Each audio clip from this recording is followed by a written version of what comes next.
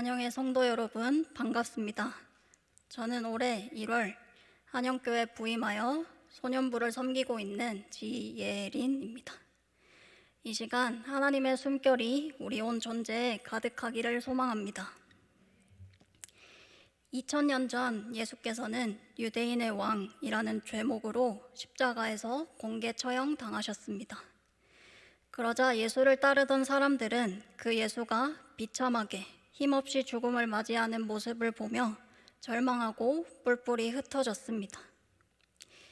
그로 얼마 지나지 않아 사람들은 빈 무덤을 발견했고 부활하신 예수를 목격했습니다. 그리고 그들은 예수가 죽음에서 부활했음을 사람들에게 알렸습니다. 뿔뿔이 흩어졌던 예수를 따르던 사람들도 그 소식을 듣고 다시 예루살렘에 모여 구원자 되시는 예수님을 예배했습니다. 그들은 더 나아가 지중해 주변으로 교회를 세우기도 했습니다. 이것이 신약 성경의 주요 내용이자 초기 기독교 역사입니다. 이처럼 죽음을 이기신 예수님에 대한 믿음은 기존의 사람들이 가졌던 예수님에 대한 이해를 새롭게 했고 복음서를 기록할 이유가 되었으며 자신의 생명을 내어놓으면서까지 복음을 지키고 전할 이유가 되었습니다. 그 당시 직접 빈 무덤과 부활하신 주님을 목격한 사람은 몇 명 되지 않았습니다. 그러나 그 소수 목격자들의 증언을 통해 전해진 예수 그리스도의 부활 이야기는 사람들을 삶을 넘어 삶으로 나아가게 했습니다. 단순히 예수께서 부활하셨음을 받아들이고 인정하는 차원을 넘어서 부활이 갖는 의미를 삶으로 보여줬습니다. 생명의 위협이 있어도 복음을 전하기를 힘쓰고 가난한 중에도 베풀고 슬픔 가운데서도 기뻐하면서 버리죠. 이처럼 예수 그리스도의 부활은 어떻게 하면 그 부활 사건을 합리적으로 또한 이성적으로 이해할 수 있을까, 또 연구할 수 있을까를 묻지 않습니다. 예수 그리스도의 부활은 오직 한 가지를 묻습니다. 그것은 바로 어떤 삶으로 부활에 응답할 것인가입니다. 여러분에게 주님의 부활은 어떤 의미이십니까? 우리는 예배드릴 때마다 사도신경을 통해 고백합니다. 장사된 지 사흘 만에 죽은 자 가운데서 다시 살아나셨으며 라고 말이죠. 그렇게 우리의 신앙 고백의 내용이 되고 오늘 이 자리에서 예배드리는 이유가 되는 주님의 부활이 교회 밖 일상에서 어떤 의미가 되고 있는지 한번 돌아봤으면 좋겠습니다.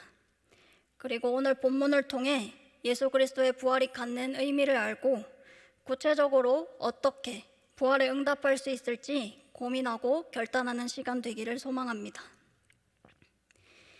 먼저 본문에서 첫째로 예수 그리스도의 부활은 우리의 시선을 변화시킵니다. 오늘 본문 20절입니다. 이 말씀을 하시고 손과 옆구리를 보이시니 제자들이 주를 보고 기뻐하더라. 아멘. 예수께서 부활하신 후 두려움에 떨고 있는 제자들에게 자신을 보이셨습니다. 예수께서 제자들에게 자신의 손과 옆구리를 보이셨는데 제자들이 그것을 보고 주님이심을 깨닫고 기뻐했습니다. 제자들이 그 손과 옆구리를 보고 주님이심을 깨달을 수 있었던 이유는 그 손에 못 박힌 자국이 그리고 옆구리에는 채찍질과 짓밟힘으로 남은 상처가 남아 있었기 때문입니다. 이렇듯 예수님은 부활하신 후 고통의 흔적으로 자신을 나타내셨습니다. 주님의 부활이 영광스러운 이유는 죽음에 이르게 한 고통의 흔적이 완전히 사라지고 깨끗하게 되었기 때문이 아닙니다. 흔적 없이 깨끗한 몸이 아닌 상처로 얼룩진 그 몸을 통해 제자들은 예수께서 진정 죽음을 이기셨음을 알 수 있었습니다.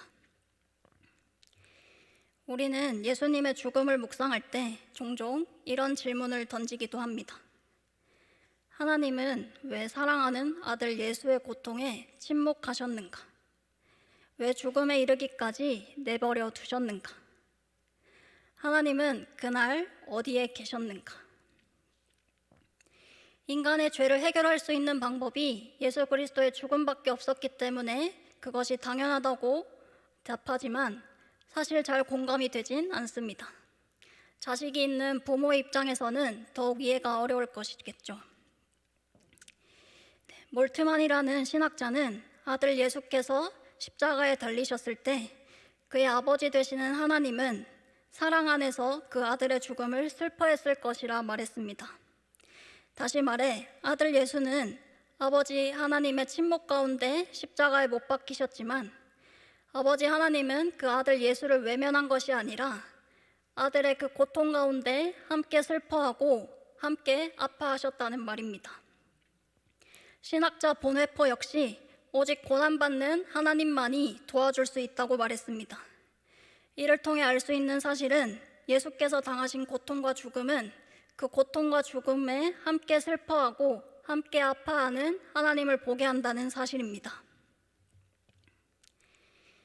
우리 교회가 속한 대한예수교 장로회 통합교단에서는 매년 4월 셋째 주일을 장애인 주일로 지키고 있습니다. 그래서 4월 17일인 오늘은 부활주일인 동시에 장애인 주일이기도 합니다. 저는 한영교회 부임하기 전 교회 장애인부 전도사로 사역했습니다. 제가 맡은 부서 아이들은 발달장애가 있는 아동이었는데 어느 날 한 어머니께서 제게 이런 부탁을 하셨습니다. 전도사님, 저희 아이가 요즘 발작을 자주 하는데 병원에서 아이의 수명이 단축되고 있다고 합니다. 아이를 위해 기도도 열심히 하고 있는데 아이가 계속 아프네요. 저희 집 문 앞에 십자가를 다시 붙일 수 있도록 그리고 그 십자가를 보며 마음을 굳건히 하고 싶은데 저희 집 문 앞에 붙일 십자가 좀 부탁드려도 될까요? 이 말을 들으면서 저는 아이의 어머니에게 십자가는 고통만을 의미하지 않음을 알게 되었습니다. 예수께서 십자가에서의 고통과 죽음을 이기셨듯 아이 어머니에게 십자가는 그 아픈 아이의 회복과 승리를 기대하고 함께 하시는 하나님을 보게 하는 통로였던 것입니다. 이처럼 예수 그리스도의 부활은 우리 인생의 고난과 고통의 흔적을 통해 하나님을 보게 합니다. 주께서 부활하신 후에 그 몸의 흔적이 지워지지 않은 것처럼 예수 그리스도가 죽음에서 이기셨다는 사실이 우리 인생의 실패와 고통, 고난으로 얼룩진 상처를 지워주진 않습니다. 주님의 부활은 오히려 우리의 시선을 바꿉니다. 그리고 그 상처를 통해 하나님을 보게 합니다. 하나님께서 계시지 않은 것 같던 그때 그 순간에도 하나님은 그 고통에 함께 아파하며 슬퍼하셨음을 깨닫게 합니다. 그리고 그 아픔이 전부가 아님을 깨닫게 합니다. 예수께서 죽음을 이기셨듯 우리도 모든 아픔을 딛고 일어설 것입니다. 과거와 현재에 있는 상처와 고통을 바라보는 우리의 시선이 회복되기를 소망합니다. 그리하여 절망 중에 희망을 노래하며 살아갈 수 있는 저와 여러분 되기를 소망합니다.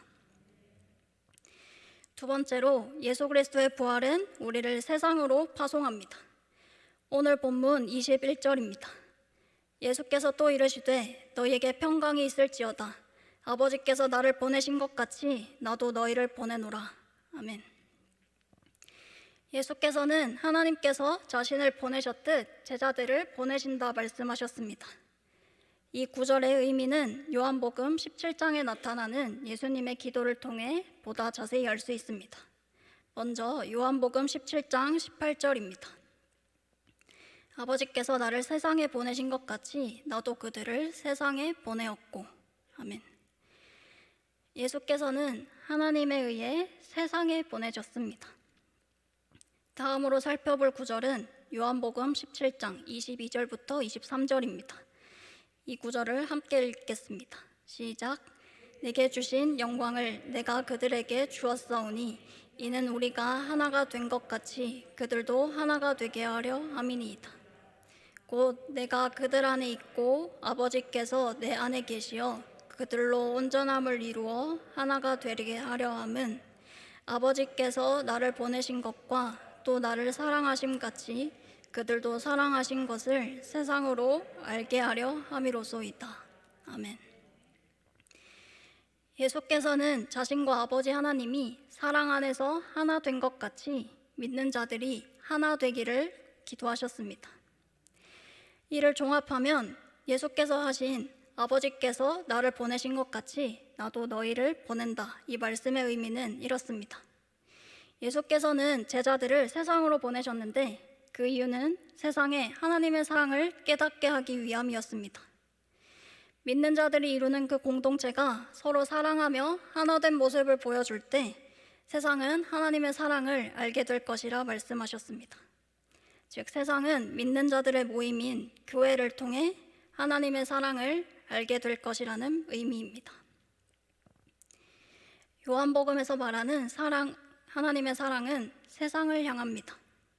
우리에게 너무나 익숙한 요한복음 3장 16절은 하나님이 세상을 이처럼 사랑하신다 말씀으로 시작합니다. 하나님은 세상을 사랑하셔서 그의 아들 예수를 세상에 보내셨습니다.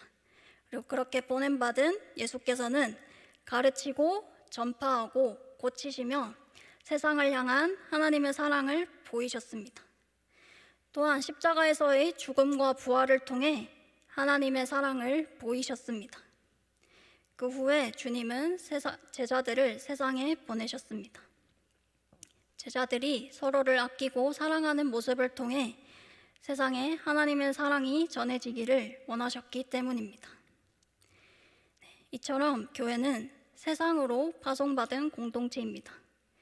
예수 그리스도의 부활의 생명을 우리끼리 간직하고 누리는 것이 아니라 세상에 나눠줘야 할 책임이 있습니다.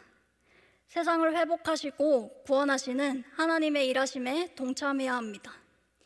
지금 교회에서 진행 중인 산불 피해 지역과 우크라이나 땅을 위한 모금에 동참하는 일이 하나의 예가 될 수 있습니다. 이 외에도 우리 주변을 조금만 둘러보아도 도움의 손길이 필요한 곳이 참 많습니다. 우리는 그곳에 부활의 생명을 나눠주는 자로 보냄받았습니다. 하나님 나라는 일부에 의해서 세워지는 것도 아니요, 일부에 의해서 무너지는 것도 아닙니다. 하나님 나라는 우리 한 사람 한 사람의 믿음의 고백과 헌신을 통해 세워집니다. 내가 가진 것 작은 것이라도 하나님 나라를 위해 내어놓을 때 하나님 나라는 더욱 든든히 세워질 것입니다. 마지막으로 예수 그리스도의 부활은 우리를 새로운 존재가 되게 합니다. 오늘 본문 22절입니다. 이 말씀을 하시고 그들을 향하사 숨을 내쉬며 이르시되 성령을 받으라. 이 말씀은 마치 하나님께서 사람을 지으실 때의 모습을 연상케 합니다. 창세기 2장 7절입니다. 여호와 하나님이 땅의 흙으로 사람을 지으시고 생기를 그 코에 불어 넣으시니 사람이 생명이 되니라. 아멘. 하나님께서는 흙에 자신의 숨결을 불어 넣으심으로써 인간을 지으셨습니다. 이 말은 인간은 하나님의 형상임을 의미합니다. 한편 예수께서 숨을 내쉬며 성령을 받으라 하신 말씀은 영으로 태어나라 라는 의미입니다. 즉, 예수께서 하나님과 하나 되신 것 같이 우리도 하나님과 하나가 되는 것입니다. 그 뒤에 나오는 23절은 이렇게 기록되어 있습니다. 너희가 누구의 죄든지 사하면 사하여질 것이요 누구의 죄든지 그대로 두면 그대로 있으리라. 아멘. 아까 살펴봤듯이 요한복음은 세상으로의 선교가 그 핵심 주제입니다. 그러나 학자들은 이 구절을 교회라는 정황에서 이해해야 한다고 주장합니다. 특별히 가톨릭은 이 구절을 교회 지도자가 성도의 죄를 용서하면 그 죄가 사하여진다는 뜻으로 해석하여 고해성사 교리를 발전시켰습니다. 그러나 우리는 이 구절에 나타난 너희를 보냄받은 자들, 곧 사람들에게 세례를 베푸는 사도들로 이해합니다. 즉, 사도들이 믿음으로 세례를 베풀고 그 세례에 의해 세례받는 자의 죄가 용서받는다는 말씀입니다. 이렇게 22절과 23절을 종합하면 예수께서 성령을 주신 이유는 하나님과 하나됨을 이루시기 위함이었습니다. 성령을 통해 하나님과 하나 된 사도들에게 세례를 베풀 수 있는 그 권한을 주셨습니다. 예수께서 하시던 그 사역을 제자들에게 위임한 것이죠.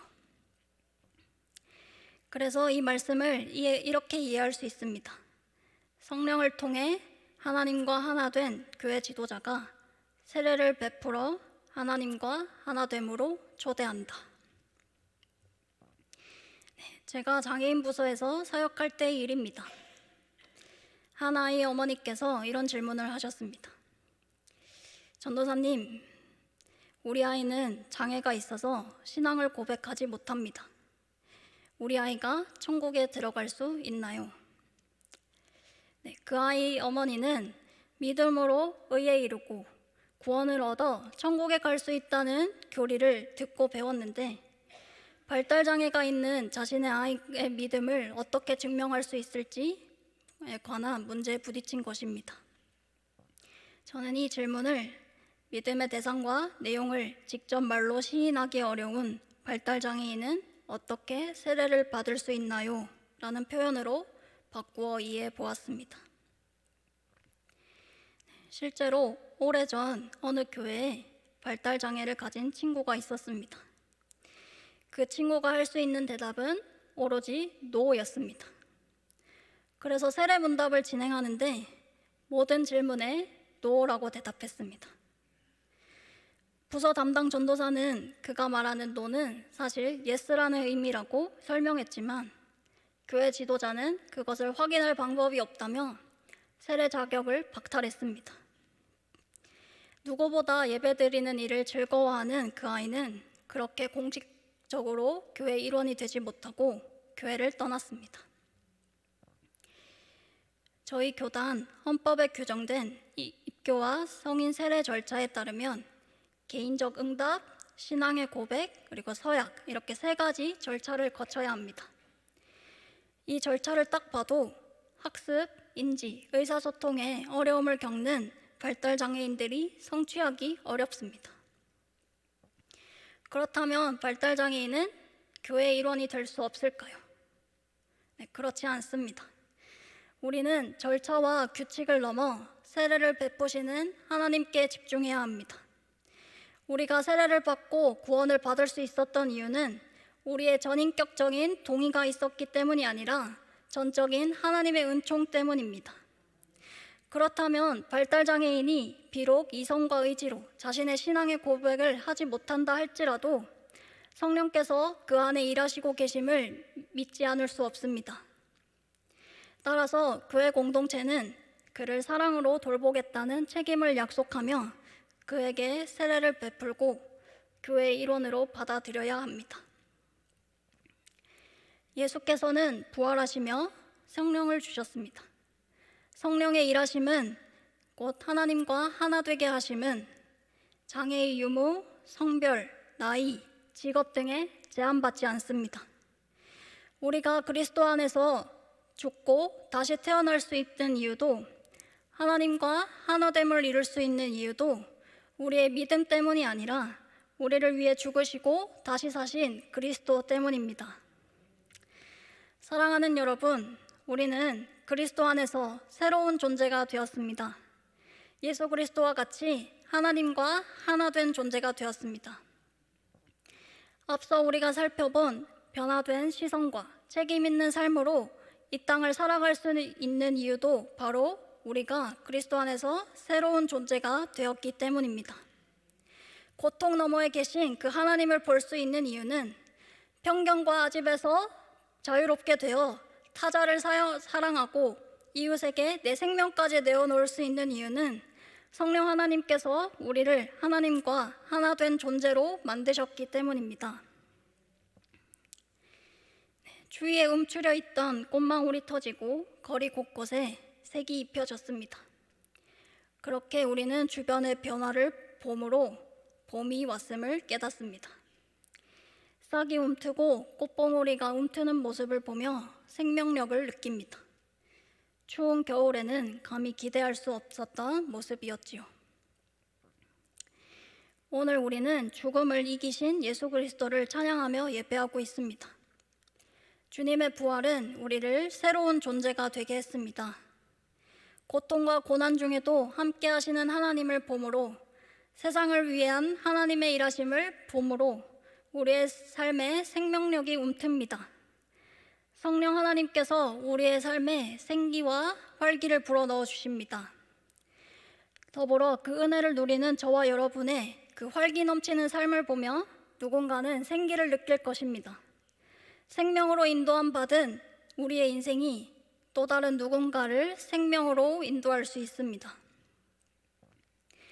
사랑하는 한영의 모든 성도 여러분, 우리는 오늘 죽음을 이기신 예수 그리스도를 찬양하며 예배합니다. 부활을 믿는다는 것은 부활에 참여한다는 것이요, 부활에 참여한다는 것은 존재 자체가 변화한다는 것입니다. 이 땅의 현실은 변하지 않습니다. 여전히 아프고 슬픈 일은 계속 있을 것입니다. 인생의 무게가 우리를 짓누르고 압도할 수 있습니다. 그러나 우리는 죽음을 이기신 예수 그리스도를 믿습니다. 주님은 우리를 사랑하셔서 자신의 생명을 내어놓으셨습니다. 그의 삶은 죽음에서 생명으로 이동했습니다. 그는 하나님과 온전히 하나가 되었습니다. 이제 성령께서 우리를 그런 삶으로 우리를 초청하십니다. 살아있으나 죽은 것 같은 그런 삶이 아니라 주께서 주신 그 새 생명으로 절망 중에도 희망을 노래하며 살 수 있습니다. 우리 안에 있는 그 무한한 이기심을 버리고 타인을 사랑하고 섬기는 일로 우리를 부르십니다. 그 부르심에 응답하며 부활을 살아가는 저와 여러분 되기를 소망합니다. 기도하겠습니다. 죽음을 이기시고 부활하셔서 우리에게 새 생명을 허락하신 주님 감사합니다. 하나님의 사랑이 그리스도의 죽음과 부활을 통해 우리에게 전해졌습니다.